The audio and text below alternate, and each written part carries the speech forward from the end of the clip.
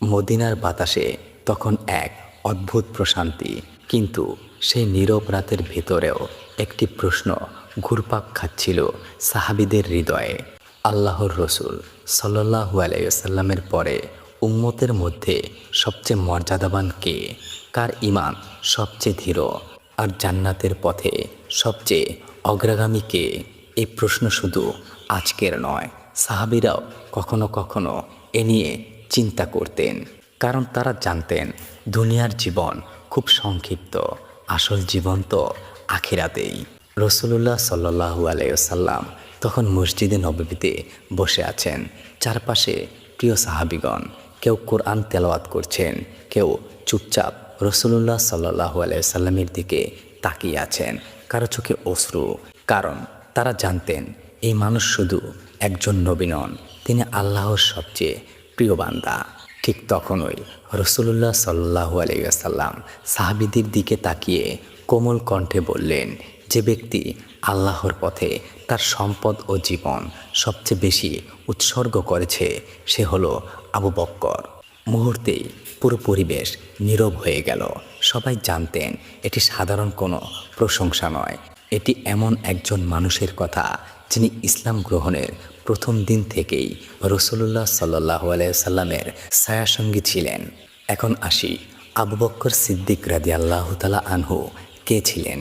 আবু বক্কর সিদ্দিক রাদিয়াল্লাহু তাআলা আনহু, তার আসল নাম ছিল আবদুল্লাহ ইবনে আবি কুহাফা, কিন্তু পৃথিবীতে তাকে চিনেছেন সিদ্দিক নামে। সিদ্দিক অর্থ যিনি সত্যকে নিঃসংকোচে সত্য বলে মেনে নেন। রসুলুল্লাহ সাল্লাল্লাহু আলাইহি ওয়াসাল্লাম যখন মিরাজের ঘটনা বললেন, মক্কার কাফিররা হাসাহাসি করল, কিন্তু আবু বক্কর সিদ্দিক রাদিয়াল্লাহু তাআলা আনহু এক মুহূর্ত দ্বিধা করেননি। তিনি বলেছিলেন, যদি এই কথা মুহাম্মদ সাল্লাল্লাহু আলাইহি ওয়াসাল্লাম বলে থাকেন তবে অবশ্যই তা সত্য বলেছেন। সেদিন থেকেই তিনি সিদ্দিক উপাধি লাভ করেন। রসুলুল্লাহ সাল্লাল্লাহু আলাইহি ওয়াসাল্লামের জীবনে অনেক সাহাবী ছিলেন, কিন্তু আবু বক্কর সিদ্দিক রাদিয়াল্লাহু তাআলা আনহু ছিলেন আলাদা। হিজরতের সেই ভয়ঙ্কর রাতের কথা মনে আছে? চারদিকে কুরাইশদের হত্যার পরিকল্পনা। রসুলুল্লাহ সাল্লাল্লাহু আলাইহি ওয়াসাল্লামকে হত্যা করার জন্য ঘর ঘিরে রেখেছে শত্রুরা। সেই বিপদ সময়ের যাত্রায় রসুলুল্লাহ সাল্লাল্লাহু আলাইহি ওয়াসাল্লাম কাকে সঙ্গে নিয়েছিলেন? আবু বক্কর সিদ্দিক রাদিয়াল্লাহু তাআলা আনহুকে। কারণ তিনি জানতেন এই মানুষটির ঈমান পাহাড়ের মতো দৃঢ়। অন্ধকার রাত, মক্কার পাহাড়ি পথ, শত্রুরা চারিদিকে খুঁজছেন। রসুলুল্লাহ সাল্লাল্লাহু আলাইহি ওয়াসাল্লাম এবং আবু বক্কর রাদিয়াল্লাহু তাআলা আনহু আশ্রয় নিলেন শহর গুহায়। হঠাৎ শত্রুরা গুহার একেবারে সামনে এসে দাঁড়ালো। আবু বক্কর সিদ্দিক রাদিয়াল্লাহু তাআলা আনহু ভয় পেলেন, নিজের জন্য নয়। তিনি কাঁদতে কাঁদতে বললেন, হে আল্লাহর রসুল, যদি তারা নিচের দিকে তাকায় তবে আমাদের দেখে ফেলবে। তখন রসুলুল্লাহ সাল্লাল্লাহু আলাইহি ওয়াসাল্লাম শান্ত কণ্ঠে বললেন, ভয় করো না, আল্লাহ আমাদের সঙ্গে আছেন। এই বাক্য শুধু আবু বক্কর রাদিয়াল্লাহু তাআলা আনহুকে নন, পুরো উম্মতকে সাহস দিয়েছেন। কারণ তিনি শুধু মুখে ঈমান আনেননি, তিনি সব কিছু দিয়ে ইসলামকে সাহায্য করেছেন। নিজের সম্পদ দিয়েছেন, নিজের পরিবার দিয়েছেন, নিজের জীবন দিয়েছেন। একদিন রসুলুল্লাহ সাল্লাল্লাহু আলাইহি ওয়াসাল্লাম সাহাবীদের বললেন, আজ তোমরা আল্লাহর পথে দান করো। সবাই কিছু না কিছু নিয়ে এলেন, কিন্তু আবু বক্কর সিদ্দিক রাদিয়াল্লাহু তাআলা আনহু নিয়ে এলেন নিজের সমস্ত সম্পদ। রসুলুল্লাহ সাল্লাল্লাহু আলাইহি ওয়াসাল্লাম জিজ্ঞেস করলেন, পরিবারের জন্য কি রেখেছ? তিনি উত্তর দিলেন, আল্লাহ ও তার রসুলকে। ভাবা যায় একজন মানুষ কতটা আল্লাহকে ভালোবাসলে একথা বলতে পারে। এবার আসি ওমর রাদিয়াল্লাহু তাআলা আনহুর কথায়। ওমর ইবনুল খাত্তাব রাদিয়াল্লাহু তাআলা আনহু ছিলেন শক্তিশালী, দৃঢ়চেতা ও ন্যায়পরায়ণ সাহাবী। তিনি বলতেন, আমি বহুবার চেষ্টা করেছি আবু বক্করকে ছাড়িয়ে যেতে, কিন্তু কখনোই পারিনি। এ কথার ভেতরে লুকিয়ে আছে বিশাল সত্য। সাহাবীরা নিজেরা জানতেন আবু বক্কর সিদ্দিক রাদিয়াল্লাহু তাআলা আনহুয়ের মর্যাদা ছিল অনন্য। একদিন রসুলুল্লাহ সাল্লাল্লাহু আলাইহি ওয়াসাল্লাম বললেন, যে ব্যক্তি জানাজায় অংশ নেয়, রোগী দেখতে যায়, রোজা রাখে এবং আল্লাহর পথে দান করে, সে জান্নাতের দরজা দিয়ে প্রবেশ করবে। আবু বকর রাদিয়াল্লাহু তাআলা আনহু জিজ্ঞেস করলেন, হে আল্লাহর রসূল, এমন কেউ কি থাকবে যাকে জান্নাতের সকল দরজা থেকে ডাকা হবে?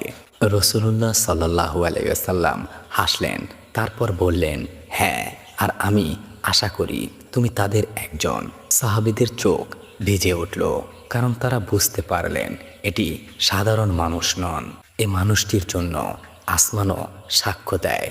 রসূলুল্লাহ সাল্লাল্লাহু আলাইহি ওয়াসাল্লাম যখন অসুস্থ হয়ে পড়লেন, তখন নামাজের ইমামতি করার জন্য কাকে সামনে দাঁড় করালেন? আবু বকর রাদিয়াল্লাহু তাআলা আনহুকে। এটি ছিল এক বিশাল ইঙ্গিত, কারণ নবীর স্থানে দাঁড়ানোর যোগ্যতা সবাই পায় না। রসূলুল্লাহ সাল্লাল্লাহু আলাইহি ওয়াসাল্লামের ইন্তেকালের দিন মদিনা কেঁপে উঠেছিল। অনেকে বিশ্বাস করতে পারছিল না। ওমর রাদিয়াল্লাহু তাআলা আনহু পর্যন্ত তলোয়ার হাতে বলেছিলেন, যে বলবে রসূলুল্লাহ সাল্লাল্লাহু আলাইহি ওয়াসাল্লাম ইন্তেকাল করেছেন, আমি তার শিরচ্ছেদ করব। মানুষ হতভম্ব। ঠিক তখন আবু বকর রাদিয়াল্লাহু তাআলা আনহু সামনে এলেন। তিনি কোরআনের আয়াত তেলাওয়াত করলেন। মুহাম্মদ তো একজন রাসূল মাত্র। মুহূর্তেই সব বাস্তবে ফিরে এলো। সেদিন পুরো উম্মত বুঝেছিল এই মানুষটির হৃদয় কত শক্ত, কত ঈমানদীপ্ত। আজ আমরা যাকে ইসলামের মহান বীর হিসেবে জানি, একসময় তিনি ছিলেন ইসলামের কঠিন শত্রু। মক্কার মানুষ তার নাম শুনলে ভয় পেত। তিনি ছিলেন শক্তিশালী, সাহসী এবং অত্যন্ত রাগী স্বভাবের মানুষ। একদিন তিনি সিদ্ধান্ত নিলেন রসূলুল্লাহ সাল্লাল্লাহু আলাইহি ওয়াসাল্লামকে হত্যা করবেন। তলোয়ার হাতে বেরিয়ে পড়লেন। কিন্তু আল্লাহ যাকে হেদায়েত দিতে চান তাকে কেউ আটকাতে পারে না। পথে তিনি জানতে পারলেন তার নিজের বোন ইসলাম গ্রহণ করেছেন। রাগে তিনি বোনের বাড়িতে ঢুকে পড়লেন। সেখানে তিনি প্রথমবার শুনলেন কোরআনের আয়াত। সেই আয়াত তার হৃদয় কাঁপিয়ে দিল। মুহূর্তেই বদলে গেল তার জীবন। ওমর রাদিয়াল্লাহু তাআলা আনহু ইসলাম গ্রহণ করার পর মুসলমানরা যেন নতুন শক্তি পেল। এর আগে সাহাবীরা গোপনে ইবাদত করতেন, কিন্তু ওমর রাদিয়াল্লাহু তাআলা আনহু বললেন, আমরা কি সত্যের উপর নই? সাহাবীরা বললেন, অবশ্যই। তখন তিনি ঘোষণা দিলেন, তাহলে আমরা লুকিয়ে থাকব কেন? সেদিন প্রথমবার মুসলমানরা প্রকাশ্যে কাবার দিকে গেলেন। মক্কার কাফিররা দূর থেকে তাকিয়েছিল, কারণ সামনে ছিলেন ওমর ইবনুল খাত্তাব রাদিয়াল্লাহু তাআলা আনহু। একদিন রসূলুল্লাহ সাল্লাল্লাহু আলাইহি ওয়াসাল্লাম সাহাবীদের সামনে বললেন, হে ওমর, শয়তান তোমাকে যে পথে হাঁটতে দেখে সে পথ ছেড়ে অন্য পথে চলে যায়। কল্পনা করুন, একজন মানুষের ঈমান কত শক্তিশালী হলে শয়তান পর্যন্ত তাকে ভয় পায়। ওমর রাদিয়াল্লাহু তাআলা আনহু ছিলেন সত্য ও ন্যায়ের প্রতীক। তিনি কখনো অন্যায় সহ্য করতেন না। ওমর ইবনুল খাত্তাব রাদিয়াল্লাহু তাআলা আনহু ছিলেন ইসলামের দ্বিতীয় খলিফা, ফারুক উপাধিপ্রাপ্ত, সত্য ও মিথ্যার পার্থক্যকারী, অসাধারণ ন্যায় বিচারের জন্য বিখ্যাত। তার শাসনামলে ইসলাম বিশালভাবে বিস্তৃত হয়। মানুষ বলতো, ওমরের রাজত্বে নদীর পাশেও যদি একটি ছাগল ক্ষুধায় মারা যায়, তবে ওমরকে তার জবাব দিতে হবে। এটা ছিল তার দায়িত্ববোধ। এক গভীর রাতে মদিনার রাস্তায় একা হাঁটছিলেন ওমর রাদিয়াল্লাহু তাআলা আনহু। কারো পাহারা নেই, কোনো রাজকীয় পোশাক নেই। হঠাৎ তিনি এক ঘর থেকে শিশুর কান্নার শব্দ শুনলেন। ভেতরে গিয়ে দেখলেন এক মা খালি হাঁড়ি শুধু পানি গরম করছেন। শিশুরা ভাবছে খাবার রান্না হচ্ছে, কিন্তু আসলে ঘরে কোনো খাবার নেই। ওমর রাদিয়াল্লাহু তাআলা আনহু কেঁপে উঠলেন। তিনি দৌড়ে বাইতুল মাল থেকে খাবারের বস্তা নিয়ে এলেন। এক সাথী বললেন, হে আমিনুল মুমিনিন, আমি বহন করি। ওমর রাদিয়াল্লাহু তাআলা আনহু বললেন, কিয়ামতের দিন কি তুমি আমার গুনাহ বহন করবে? তারপর নিজ কাঁধে খাবারের বস্তা তুলে নিলেন। হযরত আলী রাদিয়াল্লাহু তাআলা আনহু একবার ওমর রাদিয়াল্লাহু তাআলা আনহুর সম্পর্কে বলেছিলেন, ওমর এমন মানুষ ছিলেন যাকে দেখলে ঈমানের কথা মনে পড়ত। আর আব্দুল্লাহ ইবনে মাসুদ রাদিয়াল্লাহু তাআলা আনহু বলতেন, ওমরের ইসলাম গ্রহণ ছিল বিজয়। রসূলুল্লাহ সাল্লাল্লাহু আলাইহি ওয়াসাল্লাম বহুবার ওমর রাদিয়াল্লাহু তাআলা আনহুকে জান্নাতের সুসংবাদ দিয়েছেন। একদিন রসূলুল্লাহ সাল্লাল্লাহু আলাইহি ওয়াসাল্লাম বললেন, আমি স্বপ্নে জান্নাতে প্রবেশ করলাম। সেখানে একটি প্রাসাদ দেখলাম। আমি জিজ্ঞেস করলাম, এটি কার? ফেরেশতারা বললেন এটি ওমর ইবনুল খাত্তাবের, কিন্তু রসুলুল্লাহ সাল্লাল্লাহু আলাইহি ওয়াসাল্লাম বললেন আমি ওমরের গায়রাতের কথা মনে করে ভেতরে প্রবেশ করিনি। একথা শুনে ওমর রাদিয়াল্লাহু তাআলা আনহু কেঁদে ফেললেন। তিনি বললেন, হে আল্লাহর রসুল, আমি কি আপনার উপর গায়রাত দেখাবো? একদিন রসুলুল্লাহ সাল্লাল্লাহু আলাইহি ওয়াসাল্লাম বললেন, আমার পরে ফিতনা আসবে। সাহাবীরা চিন্তায় পড়ে গেলেন, কিন্তু তারা জানতেন ওমর রাদিয়াল্লাহু তাআলা আনহু জীবিত থাকলে ইসলাম শক্ত হাতে রক্ষা পাবে, কারণ তিনি ছিলেন ন্যায়ের দেয়াল। ওমর রাদিয়াল্লাহু তাআলা আনহু সবসময় দোয়া করতেন, হে আল্লাহ, আমাকে তোমার রাস্তায় শহীদের মৃত্যু দাও, আর তোমার রসুলুল্লাহ সাল্লাল্লাহু আলাইহি সাল্লামের শহরে মৃত্যু দাও। আল্লাহ তার দোয়া কবুল করেছিলেন।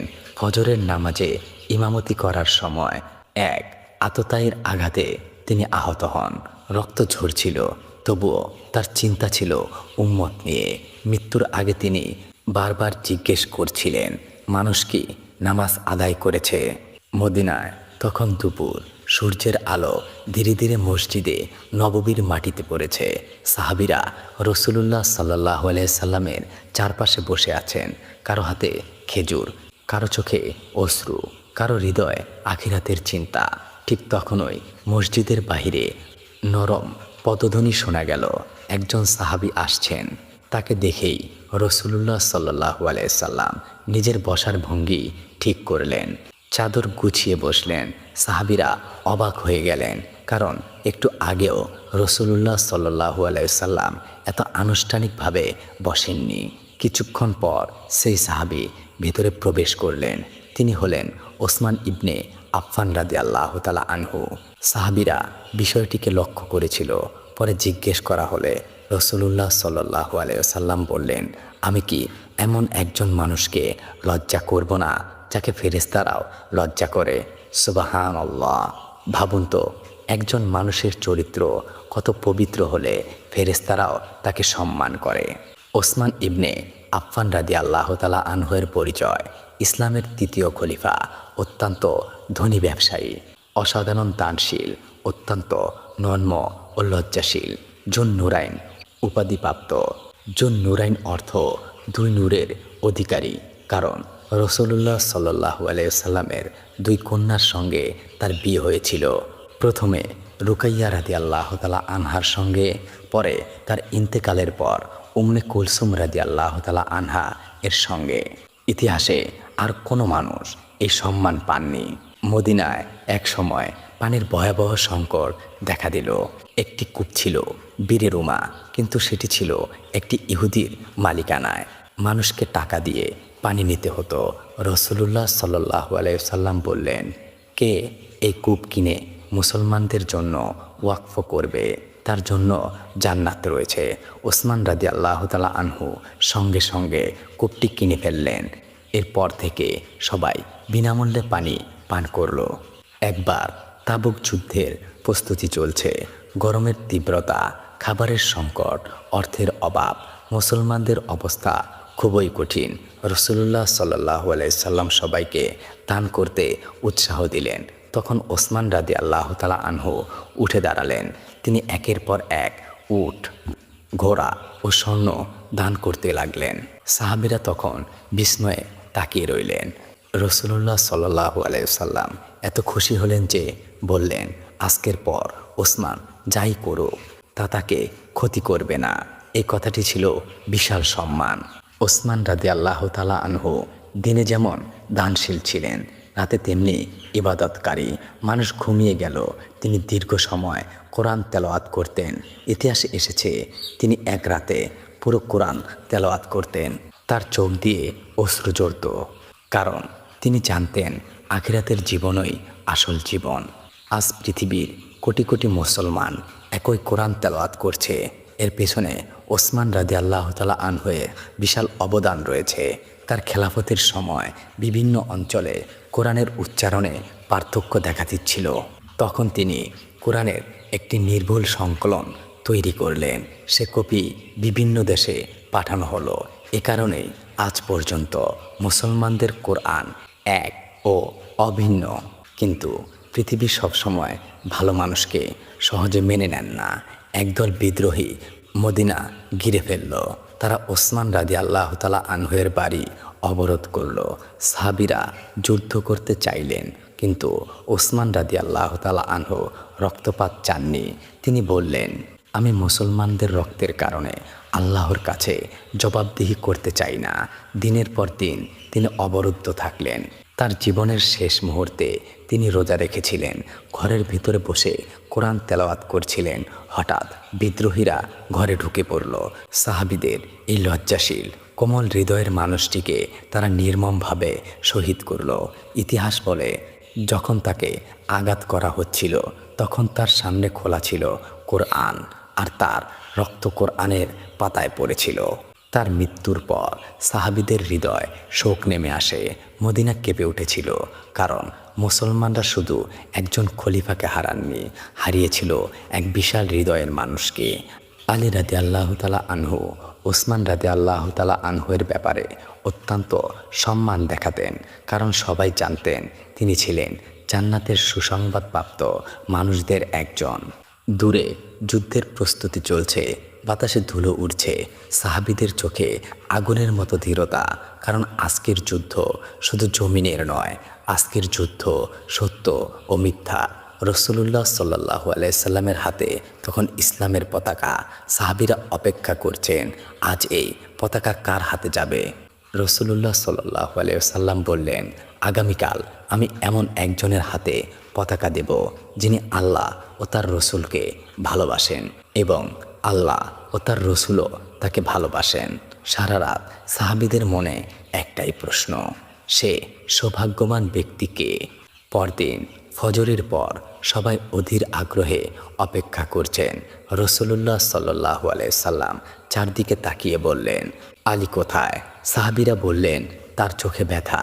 তখন রাসূলুল্লাহ সাল্লাল্লাহু আলাইহি সাল্লাম তাকে ডেকে আনলেন। তিনি নিজের পবিত্র লালা আলী রাদিয়াল্লাহু তাআলা আনহুয়ের চোখে লাগিয়ে দিলেন। মুহূর্তেই চোখ ভালো হয়ে গেল। তারপর রাসূলুল্লাহ সাল্লাল্লাহু আলাইহি সাল্লাম পতাকা তুলে দিলেন আলী ইবনে আবু তালিব রাদিয়াল্লাহু তাআলা আনহুয়ের হাতে। তিনি শুধু একজন সাহাবী নন, তিনি ছিলেন রাসূলুল্লাহ সাল্লাল্লাহু আলাইহি সাল্লামের চাচাতো ভাই, রাসূলুল্লাহ সাল্লাল্লাহু আলাইহি সাল্লামের জামাতা, ইসলামের চতুর্থ খলিফা, অসাধারণ বীর যোদ্ধা, গভীর জ্ঞানের অধিকারী। শৈশব থেকেই তিনি রাসূলুল্লাহ সাল্লাল্লাহু আলাইহি সাল্লামের কাছে বড় হয়েছেন। ইসলাম গ্রহণকারীদের মধ্যেও তিনি ছিলেন প্রথম দিকের মানুষের একজন। রাসূলুল্লাহ সাল্লাল্লাহু আলাইহি সাল্লাম যখন মক্কা ছাড়ার প্রস্তুতি নিচ্ছিলেন, কুরাইশরা ঘর ঘিরে ফেলেছিল। তাদের পরিকল্পনা রাতেই রাসূলুল্লাহ সাল্লাল্লাহু আলাইহি সাল্লামকে হত্যা করবে। ঠিক তখনই রাসূলুল্লাহ সাল্লাল্লাহু আলাইহি সাল্লাম আলী রাদিয়াল্লাহু তাআলা আনহুকে বললেন, তুমি কি আমার বিছানায় শুয়ে থাকবে? ভাবুন, যে বিছানায় শুলে মৃত্যু নিশ্চিত হতে পারে, সেখানে একজন যুবক নির্ভয়ে শুয়ে পড়লেন, কারণ তার ঈমান ছিল পাহাড়ের মতো শক্ত। সে যুবক ছিলেন আলী রাদিয়াল্লাহু তাআলা আনহু। খাইবার যুদ্ধ ইহুদিদের শক্তিশালী দুর্গ, মুসলমানরা বহু চেষ্টা করেও জয় করতে পারছিল না। ঠিক তখন রাসূলুল্লাহ সাল্লাল্লাহু আলাইহি সাল্লাম আলী রাদিয়াল্লাহু তাআলা আনহুয়ের হাতে পতাকা দিলেন। আলী রাদিয়াল্লাহু তাআলা আনহু সামনে এগিয়ে গেলেন। যুদ্ধ শুরু হলো। তার সাহস দেখে শত্রুরা আতঙ্কিত হয়ে পড়ল। ইতিহাস বলে, তিনি এমন শক্তিতে দুর্গের দরজা টেনে খুলেছিলেন যে পরে কয়েকজন মানুষ মিলে সেটি তুলতে পারছিল না। আলী রাদিয়াল্লাহু তাআলা আনহু শুধু বীর যোদ্ধাই ছিলেন না, তিনি ছিলেন অসাধারণ জ্ঞানী। রাসূলুল্লাহ সাল্লাল্লাহু আলাইহি সাল্লাম বললেন, আমি জ্ঞানের নগরী, আর আলী তার দরজা। মানুষ কঠিন সমস্যার সমাধানের জন্য তার কাছে আসত। তিনি ন্যায় বিচারে ছিলেন অত্যন্ত ধীর। খলিফা হওয়ার পরও তার জীবন ছিল অত্যন্ত সাধারণ। একদিন তাকে জিজ্ঞেস করা হলো, আপনি এত সাধারণ পোশাক পরেন কেন? তিনি বললেন, এতে অহংকার কমে যায় আর মুমিনরা অনুসরণ করতে পারে। তার ঘরে অনেক সময় খাবারও থাকতো না, তবু তিনি দরিদ্রদের সাহায্য করতেন। হাসান রাদিয়াল্লাহু তাআলা আনহু ও হোসেন রাদিয়াল্লাহু তাআলা আনহু ছিলেন আলী রাদিয়াল্লাহু তাআলা আনহুয়ের সন্তান। রাসূলুল্লাহ সাল্লাল্লাহু আলাইহি সাল্লাম তাদের অত্যন্ত ভালোবাসতেন। তিনি বললেন, হাসান ও হোসাইন জান্নাতের যুবকদের নেতা। মদিনার মানুষ প্রায় দেখত রসুলুল্লাহ সাল্লাল্লাহু আলাইহি সাল্লাম তাদের কাঁধে নিয়ে হাঁটছেন। যুদ্ধে আলী রাদিয়াল্লাহু তাআলা আনহু ছিলেন সিংহের মতো, কিন্তু এতিম ও গরিবদের জন্য ছিলেন কোমল হৃদয়ের মানুষ। রাতে গোপনে মানুষের বাড়িতে খাবার পৌঁছে দিতেন। অনেক মানুষ জানতই না কে তাদের সাহায্য করছে। তার শাহাদাতের পর মানুষ বুঝতে পারে রাতের সেই অজানা সাহায্যকারী ছিলেন আলী রাদিয়াল্লাহু তাআলা আনহু। একদিন ফজরের নামাজের জন্য বের হলেন আলী রাদিয়াল্লাহু তাআলা আনহু। আকাশ তখন অন্ধকার, মসজিদের ভেতরে নীরবতা। ঠিক সেই সময় এক খারিজি আততায়ী তাকে আঘাত করল। আলী রাদিয়াল্লাহু তাআলা আনহু গুরুতর আহত হলেন। রক্ত ঝরছিল, কিন্তু তার মুখে ছিল আল্লাহর জিকির। তিনি বলেছিলেন, কাবার প্রতিপালকের শপথ, আমি সফল হয়েছি। মৃত্যুর মুহূর্তেও তিনি আখিরাতের সফলতার কথা ভাবছিলেন। আবু বকর সিদ্দিক রাদিয়াল্লাহু তাআলা আনহু, ওমর ইবনুল খাত্তাব রাদিয়াল্লাহু তাআলা আনহু এবং ওসমান ইবনে আফফান রাদিয়াল্লাহু তাআলা আনহু সবাই আলী রাদিয়াল্লাহু তাআলা আনহুকে অত্যন্ত সম্মান করতেন, কারণ তারা জানতেন তিনি শুধু একজন যোদ্ধা নন, তিনি ছিলেন জান্নাতের সুসংবাদপ্রাপ্ত মহান সাহাবী।